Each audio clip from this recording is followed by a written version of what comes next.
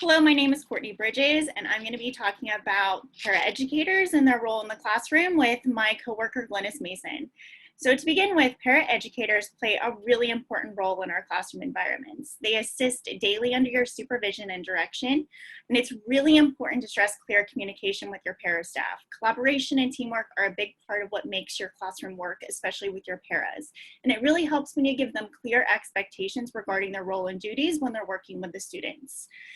In our district, there are different varying roles of paraeducators. We have para ones and para twos where they have a lot of similar job duties, but one of their biggest differences, a para two can do diaper changing versus a para one, and there are some other differences there.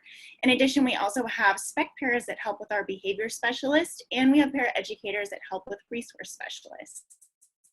I'm going to go ahead and let Glennis talk about confidentiality. Thanks, Courtney. So confidentiality is a very important part of your job in working with students, especially those with special education services and IEPs. Confidentiality is both legally and ethically important. There are state and federal laws governing access to information about students with disabilities. One of the key laws governing the privacy is the Federal Education Rights and Privacy Act. Some people know it as FERPA. This governs parent rights and control of access to records. Some key areas of confidential information include IEPs, of course, test scores, behavior, attendance. You may hear sometimes about students' family problems, and all these things are confidential, so please keep them to yourselves. Just a reminder, in today's times, don't take photos or share any images or information on social media platforms. Please don't use your cell phone during work hours, and just use your best judgment. You can rely on your own intuition in speaking and working with students. Glennis, I wanted to chime in quickly on confidentiality to remind all of our staff that many of our staff members, both paraeducators and teachers, are also parents in this district. So when you're talking in the staff room or talking amongst your colleagues, you never know when you might be talking to somebody whose child is in a special education classroom in another class in the same school or in a different school.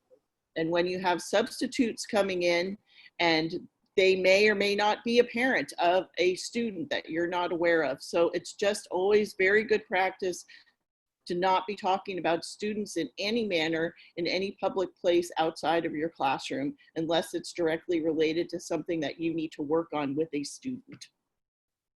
Thanks, Diane. That's a great reminder. I would say is with regard to confidentiality, always err on the side of caution.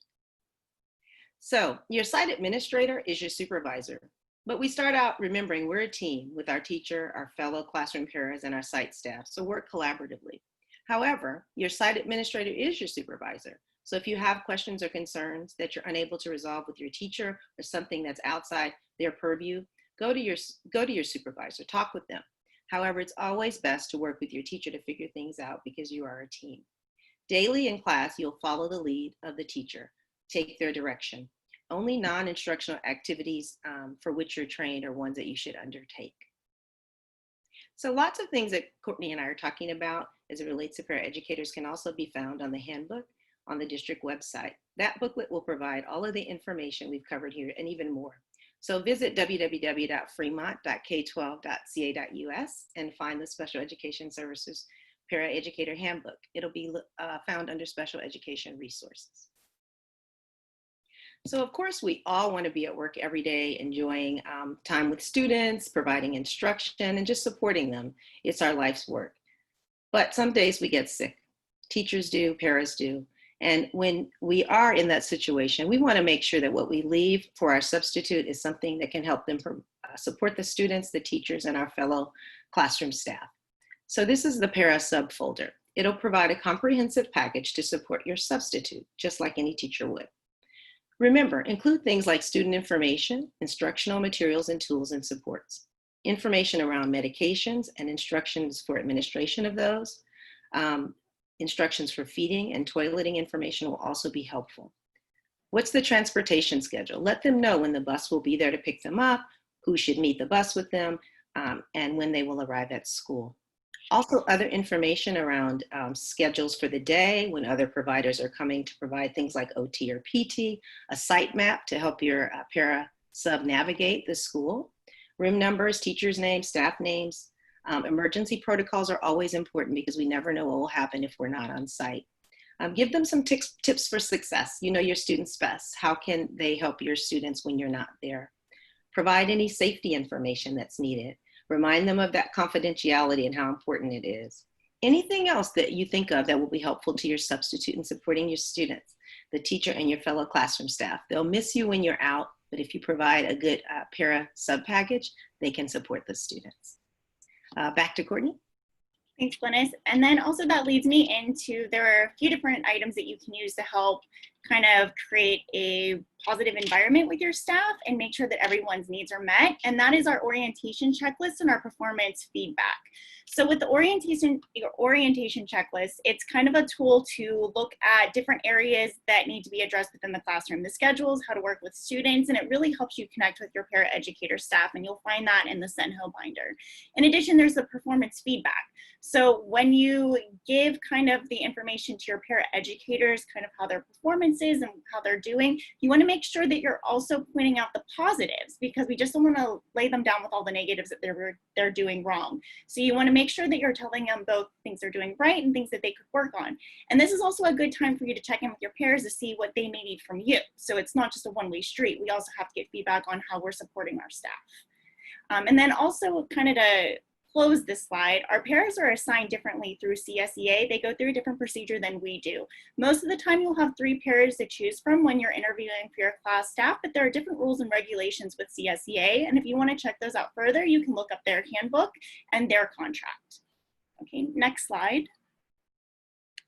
All right, this slide talks about the practice pointers for collaborating with your paraeducators and their different roles within the classroom environment.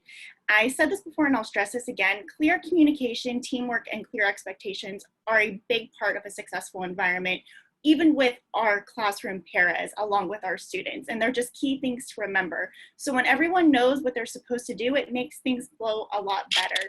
So some of the ways that you can use your para staff are listed on this slide. So it's things like they can collect work samples for you, they can assist with assignments, they can run small groups, they can facilitate socialization in the classroom on the playground. So however you need them to help the students meet their individual goals, that's how you would utilize your staff within that environment. Okay, and then I'll let Glynis go to the next slide.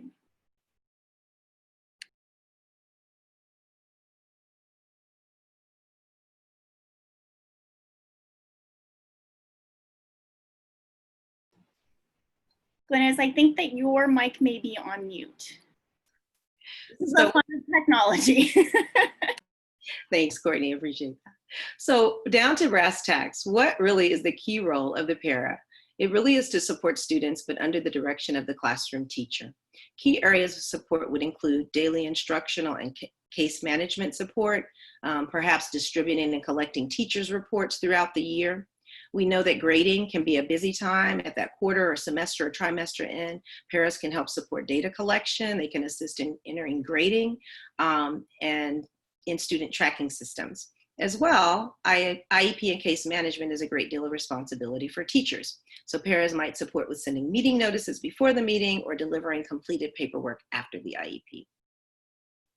As well, we want to make sure that we're collaborating with our gen ed partners. So paras may be distributing accommodations or modifications pages, behavior intervention plans to service providers and gen ed teachers, or those IEPs at a glance. Really important to get those out early to our gen ed partners. And just a reminder again to visit the FUSD website if you want to review the Paraeducator Handbook and review everything we talked about here and get more information. Next up are my colleagues Jasmine Zartman and Julie Kelly, and they'll be talking about the process of special education.